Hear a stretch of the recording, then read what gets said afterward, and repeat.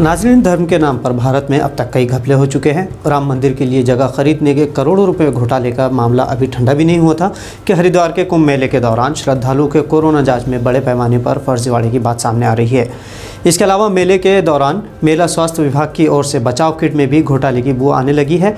Home isolation मरीजों को दी गई कोरोना किट में सामग्री यानी सामान भी पूरा नहीं होने की शिकायतें दर्ज की गई है। इस मामले में भी करोड़ों रुपए के घोटाले के अंदेशे हैं। आपको बता दें कि एक तरफ जहां देश में लॉकडाउन जारी था, वहीं दूसरी तरफ उत्तर प्रदेश सरकार ने हरिद्वार में कुंभ मेला लगवाया था, जिसमें कोरोना नियमों को ताक में रखकर लाखों लोगों को जमा किया गया था। साथ ही ऑक्सीजन, बेड और शमशान में लकड़ी तक मुहैया न कर पाने वाली सरकार ने हज़ारों करोड़ रुपए कुंभ के लिए खर्च कर दिए।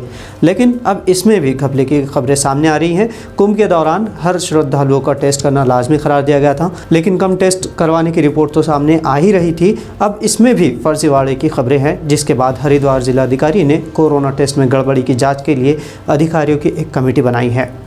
मामला हरिद्वार के कुंभ मेले के दौरान कोरोना टेस्ट में कर रही प्राइवेट लैब से जुड़ा है।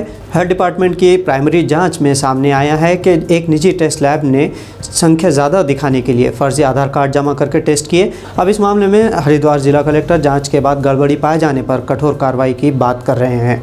आपको बता दें कि कुंभ मेला 2021 के दौरान हरिद्वार आने वाले श्रद्धालुओं की एक प्राइवेट लैब के जरिए जांच की गई थी। जांच सवालों के घेरे में आई है। प्राइवेट लैब के जरिए लाखों श्रद्धालुओं की जांच कुंभ मेले प्रशासन के लाखों रुपए का चूना लगाने का प्रयास किया गया है। इस प्राइवेट लैब द्वारा एक ही फ़ोन नंबर को कई श्रद्धालुओं की जांच रिपोर्ट में डाला गया है। कई जांच रिपोर्ट में एक ही आधार कार्ड का इस्तेमाल भी किया गया है।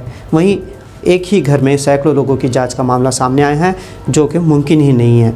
इसके अलावा पंजाब के एक नौजवान को हरिद्वार के प्राइवेट लैब ने कोरोना की जांच रिपोर्ट भेज दी, जबकि नौजवान कभी हरिद्वार के कुंभ मेला गया ही नहीं।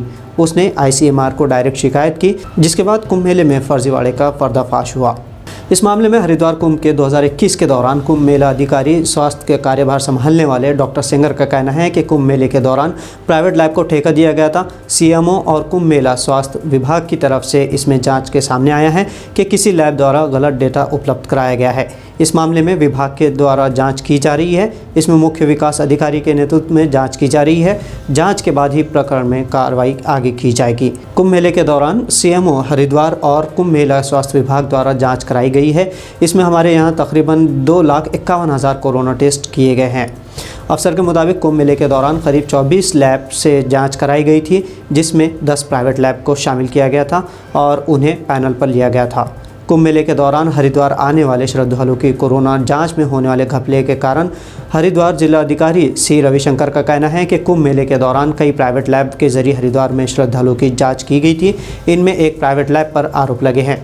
इस मामले में उच्च स्तरीय जांच के लिए एक समिति का गठन भी किया गया है। बता दें कि कुंभ मेले से कोरोना फैलने की बात को लेकर काफ़ी बवाल हुआ था, मगर जिस तरह कोरोना जांच में गड़बड़ी सामने आई है, उसने उत्तर प्रदेश सरकार पर सवालिया निशान खड़े कर दिए हैं।